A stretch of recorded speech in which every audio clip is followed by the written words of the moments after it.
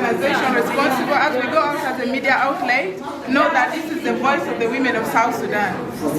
Women of South Sudan. There's no coalition here, but women of South Sudan. This document, it consists of all women of South Sudan. That's why we have the list of accountability where everyone signs, and then in that signature you will find that there is a businesswoman, there is a housewife, because we go through this one before we release the statement. Where is it? It's here. We have it. It's here. The list is here. We have the list for everyone. It's there. It's not only the coalition alone, but it is women of South Sudan in general. Yeah, we need it to be attached. Yeah, we'll give it to you. All right. To that, it's true. Let me answer the two questions. For currently, it's true that it started in February, and during that time, we were actually waiting for the government to make the move. That's the first thing. Because this is not something that is only related to South Sudan, and it doesn't only need women. Because it's a work of all stakeholders. It required us to have a mobilization of all women, and this mobilization takes steps. We've met actually some of our women-led organizations, CSOs that are in the country. We've met some of our partners and donors, as well as we've met some of the dignitaries in the country and other political aspirants in line to this issue that has taken place. And we've gotten all their views, and that's why we are able to draft this statement. Prior to drafting this statement, we had to sit down as the women coalition that we are to be able to get the remarks from each and every one, because we did not want it to be a voice of a few limited. We wanted it to have each and every one his voice participating in this move. And that's why we had to give that distance, so that we don't rush, and so that we can be able to give a more meaningful and judgmental statement. Thank you. Okay. The first is, I'm going to answer your question about plan to meet government official. First of all, we came up first with releasing of a statement. After the statement, we are going to distribute the statement to all the government officials. Then after that, we will plan on how to meet them. And also we are planning for next things, which is the dialogue that we are going to have with them. This is the first step that we are taking for now. And then what message do we have for the citizen? We have a lot of messages. We say that, war kills, but peace heals. That's why we are trying to go non-violence way, whereby we are urging the citizen of South Sudan that we should not take guns to our hands and we fight. Let's do things in a peaceful way, because if we do it in a peaceful way, it heals. This is what we are doing now. The rest my colleague will answer. I would like to answer the question on what can citizens of South Sudan, what can citizens of South Sudan do? First and foremost, us as citizens, there's no country that's better than its citizens, and we all know that. It's the citizens that make up the country. Currently, we have a crisis in this country whereby most of our neighbors are actually talking trash about this country. It's us to make it better for ourselves and for our children. The first thing is for us to refrain from misinformation and disinformation, especially on the websites, on the social media, on Facebook. Because if we continue to escalate violence and continue to express tribalism in this site, it's going to cause more havoc. And we also should consider the fact that we are not going anywhere. You can never be a second-class citizen, a first-class citizen of another country. This is our country, and it's our right for us to sit down as citizens and make it better than before. The next is for us to also mind how we talk when we are given the platform to speak. For instance, some of us, instead of blaming the system that is actually doing all this, we are actually attacking personalities, which is something that is bringing a crisis in our midst today.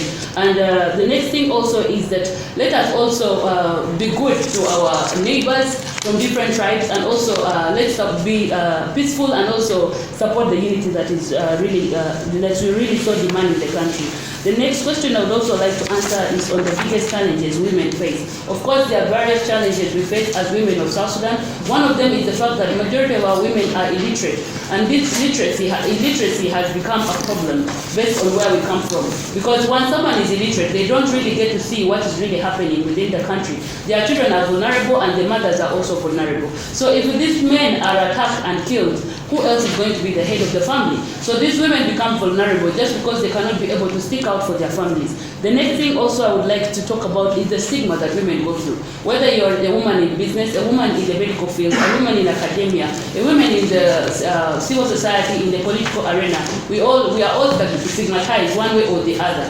The next is for us to also acknowledge that women are not united in this country, because we have those that want peace and there are those ones also who are not even sure what they really want.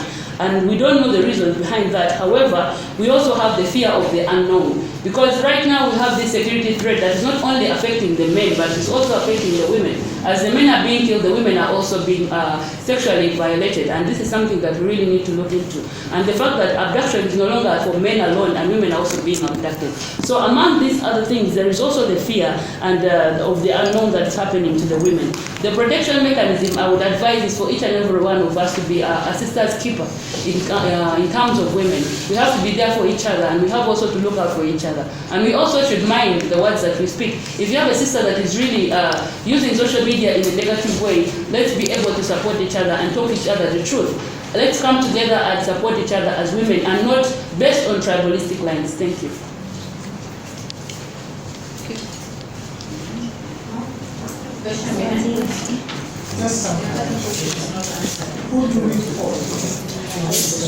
I think there is a question about the conflict-related violence, justice.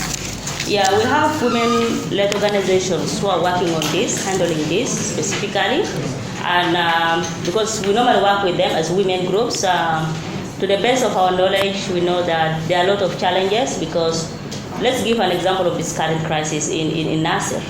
I'm sure we have women who are victims of such situations. And how do we expect to help them when still the conflict is ongoing? So there will be survivors of conflict-related violence, but in the situation of displacement, reaching there becomes a problem. Access to services is a big problem. And then also, justice part of it, because down at grassroots level, we don't have the courts that can handle such issues. Or sometimes protection mechanism where you go and report first, because you need to sometimes first report an issue that happened to you, then now the other services can maybe come as a result of your disclosure. But in the situation where there is conflict, it is really difficult. Our women are going through a lot. But somewhere where there are access, through some organizations, women-led organizations, the survivors of conflict-related violence, they were able to have their own networks. And one of these organizations helping is the Center for Inclusive Governance. They are doing a lot, supporting women who are survivors of conflict-related violence. So they have a network, they are being given psychosocial support, they are being given, legal aid support. Yeah. We have two last questions. Let's go from this side, then we can.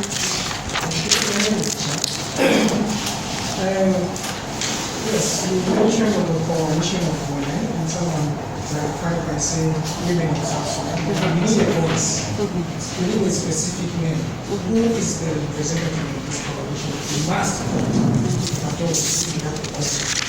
And then the question related to the conflict in Nasir. If you look at the pictures coming out this morning, there is almost women and children that are being really affected. We have thought of involving the families into that. What is the strategy that you have to involve the women's office down there? Because they also need your mothers. Any child that is affected affects you as well. What is your plan? What is the strategy you have to engage the people, the boys who are fighting down there, so that they can also calm down? Yeah, my name is Joseph. I work for number 1 Citizen Daily newspaper. I have 2 points or 2 questions. In case the women in the country may have a plan to take part in the negotiation to ensure that calm return to the country, may you highlight more on that? That's one. Secondly, as mothers of the country, are there possibilities that you have engaged other women who are close to the political allies? Let me take, for example, the First Lady and maybe wife from a child, where it has been put across. It has been alleged that there is mistrust or there is lack of trust among the faithful to the peace 2018 peace agreement, and that is the cause of all this. What efforts are you doing to ensure that these women are involved, to ensure that they tell their husband, not a hard language, it's a simple one, they tell their husband that, hey, women of the country are bleeding, stop this and this. What are you doing for that? Thank you. Okay, I wanted to answer him about the code. It is South Sudanese women. The statement is all about South Sudanese women. It's not about the coalition, but it's about the South Sudanese women. And then about engaging the political figures, yeah, we are planning on that because we are going to distribute the statement. We are going to go office from office, especially the women political figures at the high rank. We are going to involve them in any process that we are going to take from today onward. In addition to that, we've also had workshops and meetings with the women in politics, of which one thing we notice is that not all of them show up, but still we shall reach out to each of them in their respective offices. Thank you. I think we have come to the end of our press statement. I would like to appreciate once again the media for being with us and the members of the coalition, including women from other groups. Thank you so much for coming. We look forward to further collaboration and further engagement. Thank you so much.